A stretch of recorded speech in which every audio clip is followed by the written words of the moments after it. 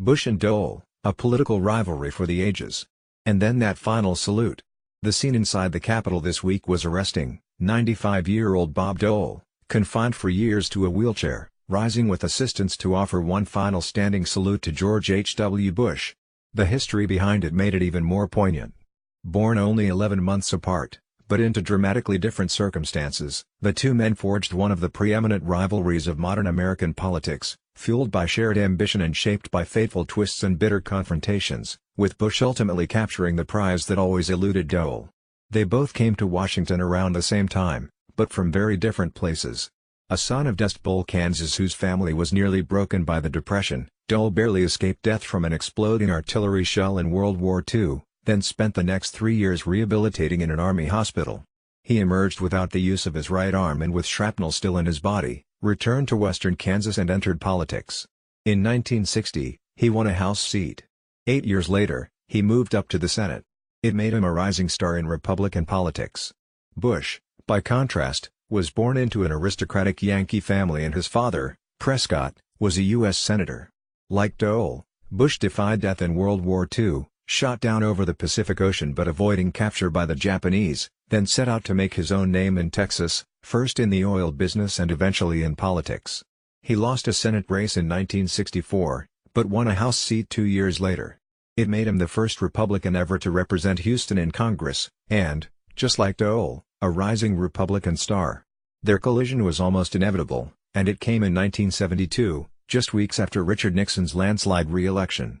Dole had been serving as the chairman of the Republican National Committee, an invaluable platform for a would-be national candidate, but his outspokenness had irked the White House. Nixon wanted to make a change, and he had someone in mind, Bush, who at the White House's insistence had given up his House seat for another Senate bid in 1970. When he fell short in that race, Bush was named UN ambassador by Nixon, and now Nixon wanted him to head the RNC. The switch was announced, and universally portrayed as a blow to Dole and a major boost for Bush. Journalist Martin Schramm, detailing the ways the outgoing chairman had alienated himself from the White House, concluded, "There is a lesson for the 48-year-old George Bush in the case of the 49-year-old Bob Dole." Nixon's demise complicated each man's path. Public disgust over Watergate almost cost Dole his seat when he ran for re-election in 1974 and eked out a one-point victory. Bush, meanwhile, hoped to win an appointment as the new vice president under Gerald Ford, Nixon's successor, but Ford passed him over in favor of Nelson Rockefeller and Bush settled for the lower wattage role of ambassador to China. At the Republican convention in 1976, though, Ford needed a new number two. He was running for a full term and Rockefeller was too liberal for the conservative wing of the GOP. Bush was an obvious choice, but there was a problem. At the end of 1975, Ford had nominated him to head the CIA, and the Senate Armed Services Committee had threatened to hold up his confirmation unless Bush was ruled out as a potential VP pick. It was, Ford said, an unfortunate and tragic situation, but he complied and Bush was confirmed. For Dole, it was a stroke of fortune as Ford instead turned to him as a running mate. All at once, Dole regained the stature he'd lost a few years earlier. As the vice presidential nominee, he received a national security briefing just after the convention. It was administered by Bush, the CIA director, who could only wonder if he'd been lapped for good by his rival. When the Ford-Dole ticket fell inches short in the 1976 election, Dole went to work parlaying his new prominence into a national campaign of his own, for president. Bush, out of a job with Ford's defeat, decided to run in 1980, too. They were both underdogs against the frontrunner, Ronald Reagan, but it was Bush, not Dole, who found traction and posted a stunning upset win in the Iowa caucuses. The scene was set for a Reagan-Bush showdown in New Hampshire, but Dole remained in the race. When the two leading candidates scheduled the debate in Nashua, Dole and the other also-rans showed up and walked on stage as it started. Bush didn't want them there but Reagan did, and he began arguing for their inclusion. The moderator interrupted him and demanded Reagan's microphone be cut. "I am paying for his microphone, Mr. Green," Reagan roared. It brought the crowd to its feet as Bush just sat there, a silent witness to the destruction of his own campaign. According to Richard Ben Kramers, Dole leaned into Bush as he exited the stage and said, "There'll be another day, George." Reagan won New Hampshire, and the nomination, with ease. Bush caught the big break in '80. His surprising strength in the primaries convinced Reagan to add him to his ticket, and unlike the Ford-Dole ticket, Reagan-Bush proved a big winner that fall, and again in 1984. 2 terms as Reagan's loyal vice president made Bush a natural candidate for the top job in 1988. But Dole still wanted it too, and he'd made moves of his own in the Reagan years, ascending to the top Republican leadership post in the Senate. He set out to challenge Bush for the nomination and this time crushed him in Iowa, where Bush fared so dismally that he even finished behind televangelist Pat Robertson.